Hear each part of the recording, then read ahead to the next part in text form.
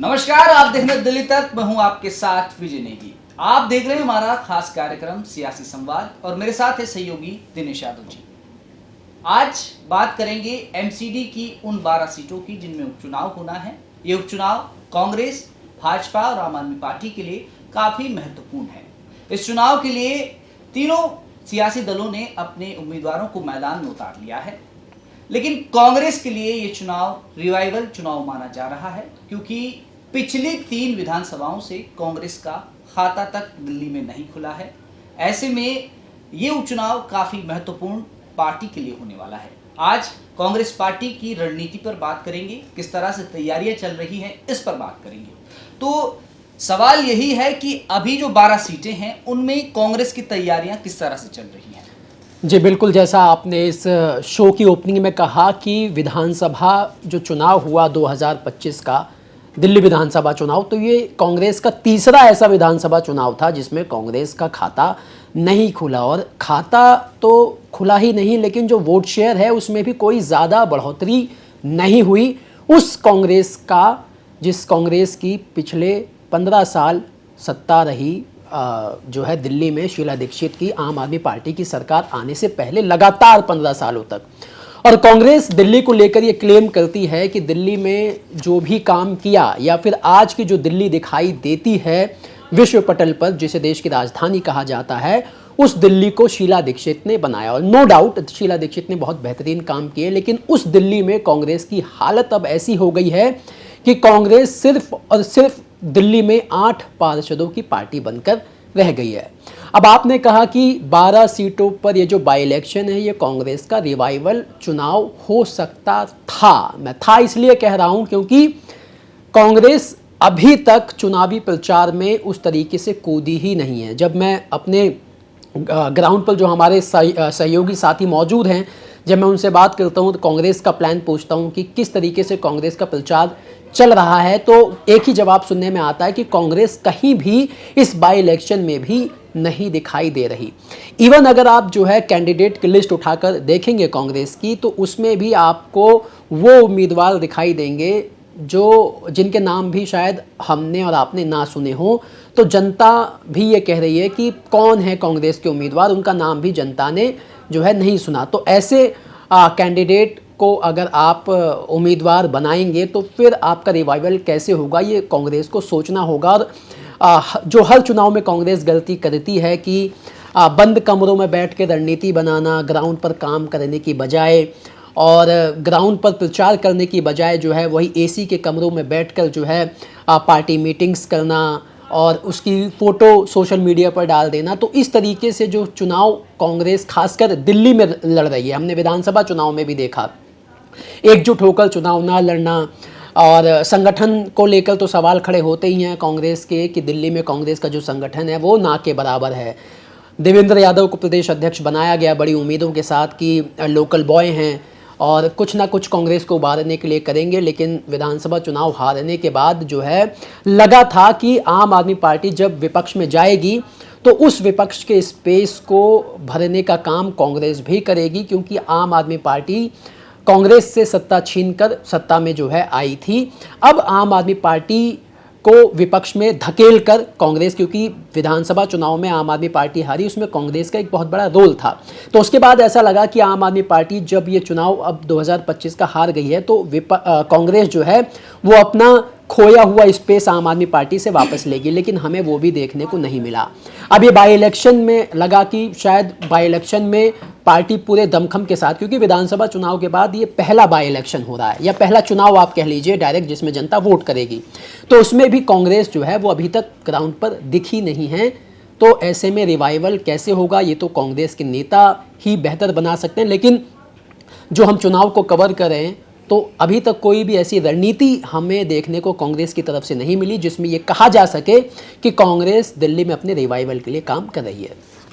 आपने जैसे एक बात बताई कि दिल्ली में शीला दीक्षित का बड़ा रोल रहा है दिल्ली को विश्व पटल पर पहचान दिलाने। लगातार 3 विधानसभा चुनाव उस दौरान कांग्रेस जीती थी और सत्ता में काबिज रही थी। लेकिन अगर पिछले 3 विधानसभा चुनाव उठाकर देखें तो कांग्रेस खाता तक खोलने में नाकाम रही है। और जैसे आपने बताया कि एमसीडी में भी महज 8 पार्षद हैं और अभी 12 सीटों पर बाय इलेक्शन होने हैं। अगर इन सीटों में से कुछ सीटें कांग्रेस जीत जाती है तो क्या इससे दिल्ली में कांग्रेस को रिवाइवल मिल जाएगा? क्या वापसी की उम्मीद दिखेगी उन्हें? बेशक देखिए, जब आपको लगातार हार मिलती हैं तो ऐसे में छोटी जो जीत होती है वो भी बूस्टर का काम करती है और ख़ासकर उसके बाद जो है आपके कार्यकर्ताओं में एक एनर्जी आ जाती है आगे पार्टी के लिए काम करने के लिए। लेकिन आप सोचिए ना, हम और बैठकर ये डिसाइड करें कि कांग्रेस का जो ढीला रवैया है तो इस वजह से जो है कांग्रेस शायद ज़मीन पर खुद ही एक्टिव नहीं होती। उनको पता है कि हम अगला चुनाव भी हारने वाले हैं और शायद यही वजह हो सकती है कि कांग्रेस जो है उसके बड़े नेता चुनाव प्रचार में उतरते नहीं हैं। आप इस बाई इलेक्शन की अगर आप बात करें तो आप आम आदमी पार्टी का जो है पेज उठाकर देख लीजिए, सोशल मीडिया पेज उठाकर देख लीजिए, बीजेपी का सोशल मीडिया पेज उठाकर देख लीजिए। उनके तमाम जो विधायक हैं, सांसद हैं, इवन पूर्व जो पार्षद भी रहे हैं या नेता रहे हैं, बड़े बड़े नेता जो है वो चुनाव प्रचार कर रहे हैं। अब जिस दिल्ली की लड़ाई कांग्रेस लड़ रही है उस दिल्ली को ही मजबूत करने पर कांग्रेस पार्टी ध्यान नहीं दे रही।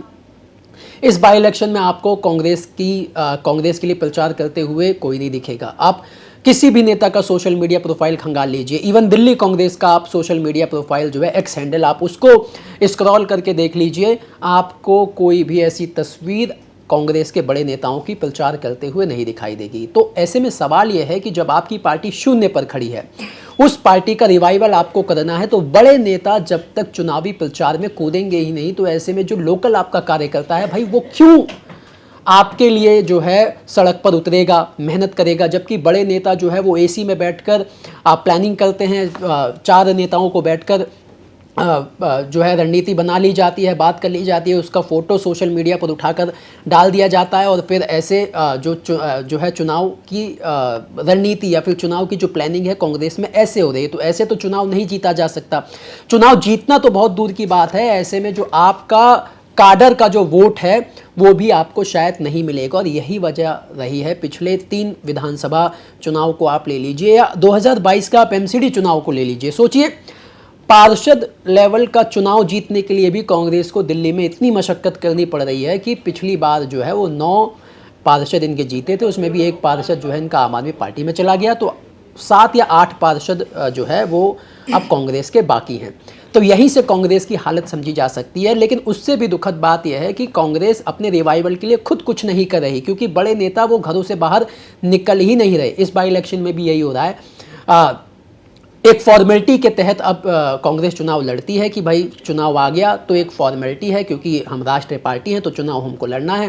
कैंडिडेट की लिस्ट जारी कर दी जाती है, उसके बाद जो है प्रभारी घोषित कर दिए जाते हैं, नेताओं की ड्यूटी जिम्मेदारी लगा दी जाती है और बड़े नेता जो है वो कैंडिडेट को खुद बुलाकर कभी पार्टी दफ्तर में या फिर कभी किसी हॉल में कुछ जो है सामग्री चुनाव की दे देते हैं और उसके बाद सोशल मीडिया पर ये प्रसारित किया जाता है कि रणनीति बना रहे हैं। लेकिन बंद कमरों में बैठकर रिवाइवल किसी भी पार्टी का आज तक नहीं हुआ है।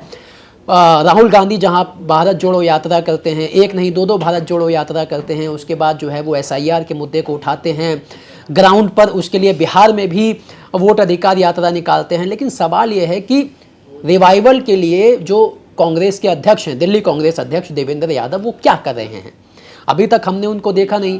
बीजेपी जब से सत्ता में आई है उसके बाद कई ऐसे मुद्दे थे, पॉल्यूशन का मुद्दा था, छठ घाट को लेकर जो है मुद्दा था, उसके बाद स्कूलों की फीस बढ़ाई गई वो मुद्दा था, साफ सफाई गंदगी, बहुत सारे मुद्दे थे, यमुना की सफाई बहुत मुद्दा था। कहीं पर कांग्रेस आपको दिखी प्रदर्शन करते हुए, प्रोटेस्ट करते हुए? बस मार्शल की नौकरी का मुद्दा है, तमाम मुद्दे हैं, लेकिन कांग्रेस जन सरोकार के मुद्दे पर सड़कों पर दिल्ली में उतरती हुई नहीं दिखाई दी। और यही वजह है कि जो लगा था कि विधानसभा चुनाव में जो आम आदमी पार्टी की हार हुई है, यहाँ से कांग्रेस के पास मौका है दिल्ली में रिवाइवल का, लेकिन वो मौका जो है कांग्रेस ने हाथ से जाने दिया। और यही वजह है कि इन बाई इलेक्शन में भी मुझे जीतना तो छोड़िए, मुझे लग रहा है कि शायद पिछली बार से भी कम वोट मिले, क्योंकि बाई इलेक्शन तो एक तो माना जाता है कि जिसकी सरकार होती है उसको ही ज़्यादा फायदा मिलता है। ऐसे में आम आदमी पार्टी की काट अभी तक कांग्रेस ढूंढ नहीं पाई है, तो ऐसे में सिर्फ ये चुनाव लड़ना तो फॉर्मेलिटी ही कहा जा सकता है। आपने दो बातें की, एक तो अभी की कि आम आदमी पार्टी की काट कांग्रेस को मिली नहीं है, और दूसरी बात यह कि कांग्रेस के शीर्ष नेता पूरे चुनाव में गायब रहते हैं। मुझे लगता है कि इसका एक कारण यह भी है कि जब आपको पहले ही पता है कि आपने इस चुनाव को हारना है, बस आप एक फॉर्मेलिटी के लिए चुनाव लड़ते हैं कि राष्ट्र पार्टी है, तो कहीं हार का ठीकरा उन पर ना फूटे, इसलिए मेरे ख्याल से एक बड़े नेता चुनाव से गायब रहते हैं। और एमसीडी के जो ये उपचुनाव हैं इनमें भी यही नजर आ रहा है। दूसरी बात आम आदमी पार्टी की किया आपने, देखिए कांग्रेस इस बात को भली भांति जानती है कि 2013 से उनकी सियासी जमीन दिल्ली में आम आदमी पार्टी ने ली हुई है, और इस अगर आप 2025 का जो विधानसभा चुनाव हुआ उसको उठाकर देखेंगे तो 14 ऐसी सीटें रही जहां अगर कांग्रेस नहीं लड़ती या गठबंधन से लड़ती तो शायद वो सीट आम आदमी पार्टी या कांग्रेस के पास होती, और 22 विधायक अभी आम आदमी पार्टी के पास हैं, और 14 अगर वो होते तो 36 विधायकों के साथ दिल्ली में सरकार बन सकती थी। लेकिन कांग्रेस डैमेज करने के लिए अब आम आदमी पार्टी को लड़ती है, आप मानते हैं इस बात को? देखिए, यही हासिल है कांग्रेस का इस समय चुनाव में, और 2025 के विधानसभा चुनाव में भी आपने देखा होगा कि उनकी खुद की हालत जो है ये है कि तीसरे विधानसभा चुनाव में उन्हें 0 सीट मिली, लेकिन वो इस बात से खुश थे कि आम आदमी पार्टी सत्ता में नहीं आई। इस बात से भी खुश थे कि कांग्रेस ने कई सीटों पर आम आदमी पार्टी को डेंट किया, नुकसान किया। बिल्कुल सही बात है, 14 सीटें ऐसी थी जहां पर जितना वोट कांग्रेस को मिला उतने ही उससे कम वोटों से आम आदमी पार्टी चुनाव हारी। तो उसके बाद आरोप प्रत्यारोप भी लगे, लेकिन सवाल यह है कि कब तक दूसरे की जीत में जो है आप अपनी खुशियां देखते रहेंगे। और अगर आपको रिवाइवल करना है, और ठीक है आपकी आम आदमी पार्टी जो है वो दुश्मन थी, क्योंकि दिल्ली में जिस तरीके से आम आदमी पार्टी ने सत्ता हथियाई, दिल्ली की सबसे ताकतवर मुख्यमंत्री शीला दीक्षित को बहुत करारी शिकस्त मिली और लगातार मिली, तो वो कहीं ना कहीं खींच थी। वो खींच आपने ठीक है आम आदमी पार्टी को चुनाव हरवा कर वो पूरी कर ली। लेकिन सवाल यह है कि कांग्रेस का क्या होगा? क्या कांग्रेस लगातार जो कांग्रेस अब दिल्ली में सिर्फ किसी पार्टी को जिताने के लिए, किसी पार्टी को हराने के लिए चुनाव लड़ेगी, या खुद जीतने के लिए चुनाव लड़ेगी? और अगर खुद चुनाव जीतना है तो 0 से शुरू करना होगा, लेकिन जिसकी शुरुआत अभी तक हम दिल्ली में होती हुई नहीं देख रहे। देवेंद्र यादव जो है जिनको अध्यक्ष बनाया गया, तो उसके बाद हमने देखा कि लगातार जो है ग्राउंड पर शुरुआत में एक्टिव थे, लेकिन उसके बाद वही ढीला ढाला रवैया जो कांग्रेस का हमें देखने को मिलता है कि जब तक आप सड़क पर उतरकर जनता की लड़ाई नहीं लड़ेंगे, जब तक जनता को आप पर भरोसा होगा नहीं। और यही वजह है कि हम वो देखते हैं इलेक्टोरल पॉलिटिक्स में भी कांग्रेस पर लोग दिल्ली के भरोसा अब शायद नहीं करते हैं। और यही वजह है कि विधानसभा चुनाव में भी हम भले ही वो आंकड़े देखें, लेकिन वो कांग्रेस को उतना ही वोट मिला। उसमें अगर आप 2% की बढ़ोतरी जरूर हुई थी, वही 2% हार और जीत का मार्जिन था बीजेपी और आम आदमी पार्टी में। लेकिन सवाल वही है कि अपने रिवाइवल के लिए कांग्रेस जो है वो क्या कर रही है। अब इन 12 सीटों में भी शायद कांग्रेस की यही स्ट्रेटजी है कि ज़्यादा से ज़्यादा आम आदमी पार्टी को नुकसान पहुंचाया जा सके। और ये इस स्ट्रेटजी पर कांग्रेस काम भी कर रही है कि आम आदमी पार्टी जब चुनाव दर चुनाव जो है चुनाव हारेगी तो उससे जो है आम आदमी पार्टी कमज़ोर होगी, लेकिन कांग्रेस उससे कैसे मजबूत होगी, ये प्लानिंग रणनीति समझ में नहीं आती कांग्रेस की। तो ये सवाल बिल्कुल है। 70 विधानसभा सीटों पर जब चुनाव हुए, उनमें से खाली एक ऐसी सीट थी जिसमें कांग्रेस का प्रत्याशी दूसरे पायदान पे था, वरना हर सीट पे या तो तीसरे या तो चौथे नंबर पे था। अभिषेक दत्त जो थे वो पहले काउंसलर थे, उसके बाद उन्हें विधानसभा का टिकट मिला, हालांकि वो कस्तूरबा नगर सीट से दूसरे पायदान पर रहे।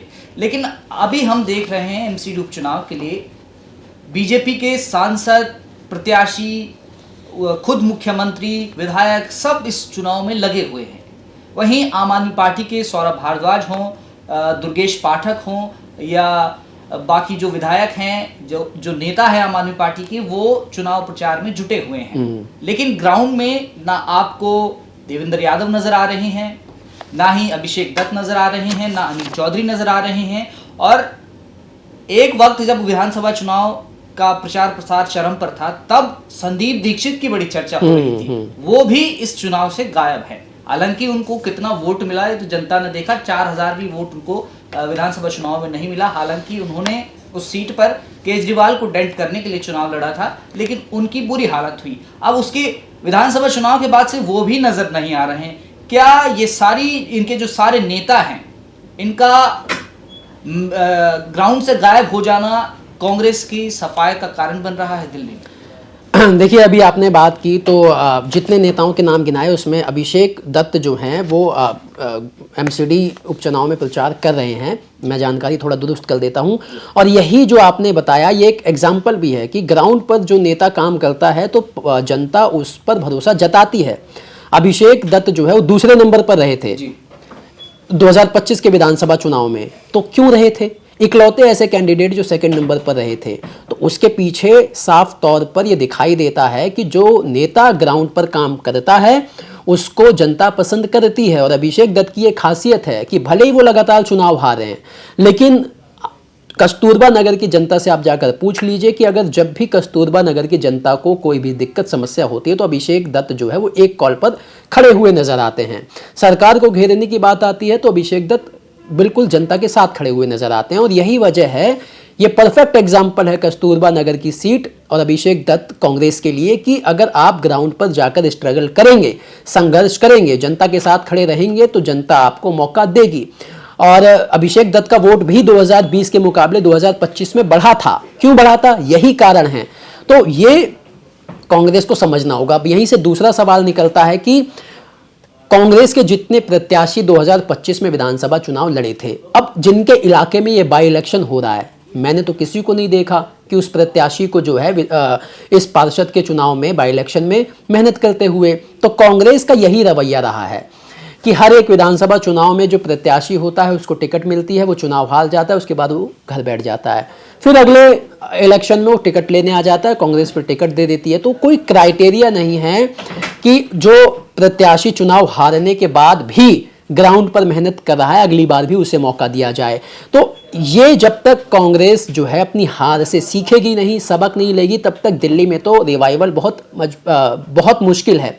अब अगर कांग्रेस ये सोच रही है कि जिस दिन जनता आम आदमी पार्टी और बीजेपी दोनों से त्रस्त हो जाएगी उस दिन हमें वोट मिल जाएगा, तो ऐसा होने वाला है नहीं, क्योंकि आम आदमी पार्टी से जनता त्रस्त थी तो बीजेपी को उन्होंने चुना। क्योंकि बीजेपी जो है, बीजेपी का भी देखिए ऐसा दौर आया था ना, 2015 में सिर्फ 3 सीटें थी बीजेपी के पास, कांग्रेस की 0 थी। लगभग दोनों की एक जैसी स्थिति हो गई थी। लेकिन देखिए उसके बाद बीजेपी ने 10 साल स्ट्रगल करके 3 विधायकों वाली पार्टी 48 विधायकों के साथ सरकार बना लेती है। लेकिन कांग्रेस 0 की 0 पर खड़ी है। तो कहीं ना कहीं उसके पीछे का रीजन, कारण तो है ना। कारण यही है कि जब तक आप सड़क पर आकर संघर्ष नहीं करेंगे तब तक आपको जनता वोट नहीं देगी। कांग्रेस को समझ लेना चाहिए। लेकिन कांग्रेस की आप कमजोरी कह लीजिए कि कांग्रेस अपनी हार से सीखना नहीं चाहती, सबक नहीं ले रही। और इस बाई इलेक्शन में भी वही हुआ। तो ऐसे नेताओं पर कांग्रेस क्यों नहीं एक्शन लेती जो पार्टी के लिए काम नहीं करते? ग्राउंड पर उतरकर पार्टी जिसको भी कैंडिडेट बनाती है उसके साथ प्रचार क्यों नहीं करते, उसके साथ मेहनत क्यों नहीं करते? तो मैं तो यही सवाल पूछता हूं कि विधानसभा चुनाव में जो प्रत्याशी थे, अब जिनके इलाके में, चाहे आप वो विनोद नगर की सीट आप ले लीजिए, यहाँ से पटपड़गंज के जो उम्मीदवार थे आम आदमी पार्टी के, जो है अनिल चौधरी, दिल्ली कांग्रेस के अध्यक्ष भी रहे हैं, वो कहाँ हैं? विनोद नगर में बाई इलेक्शन है, वो कहाँ हैं? हमने तो नहीं देखा उनको ग्राउंड पर। ऐसे ही आप तमाम जितनी भी 12 सीटों पर बाई इलेक्शन हो रहे हैं उसमें अगर आप नज़र डालेंगे, खुद जो है अशोक विहार वार्ड में जो है बाई इलेक्शन है, वजीरपुर विधानसभा वो लगती है, वजीरपुर से रागिनी नायक चुनाव लड़ी थी, तेज तर्रार प्रवक्ता मानी जाती है, कहाँ है वो? क्यों नहीं पार्टी के लिए प्रचार में उतर रही? तो ये तमाम सवाल जो है खड़ा होते हैं। अलका लांबा हमको नहीं दिखाई दी, संदीप दीक्षित हमको नहीं दिखाई दिए। ऐसे ही तमाम बड़े नेताओं की फेहरिस्त है। दिल्ली में जब कांग्रेस पावर में थी तो उन नेताओं का रुतबा हुआ करता था, लेकिन अब ग्राउंड पर कोई नहीं है। और जब ग्राउंड पर आप उतरेंगे नहीं तो निश्चित तौर पर आपकी हार होगी और करारी हार होगी। तो अभी तो यही देखने को मिलता है कि कांग्रेस दिल्ली में कम से कम चुनाव इसलिए लड़ती है कि आम आदमी पार्टी को नुकसान पहुंचा सके। और कुल मिलाकर जो हमने भी बात की उससे यही साफ होता है कि कांग्रेस की राह इस एमसीडी उपचुनाव में कतई भी आसान नहीं होने वाली। और चुनाव में महज 10 दिन का भी वक्त अब बाकी नहीं रह गया है और 12 सीटों पर चुनाव लड़ना है। ऐसे में आम आदमी पार्टी और भाजपा कड़ी मेहनत कर रहे हैं, जोरों शोरों से प्रचार कर रहे हैं। वहीं कांग्रेस सिर्फ एसी कमरों में बैठकर उनके नेता प्लानिंग कर रहे हैं, तैयारी कर रहे हैं, लेकिन जनता के बीच नजर नहीं आ रहे और इसका खामियाजा उन्हें चुनाव के परिणामों में भी भुगतना पड़ता है। फिलहाल आज इस सियासी संवाद के एपिसोड में इतना ही। दिल्ली की तमाम खबरों को देखने के लिए आप जुड़े रहें हमारे साथ।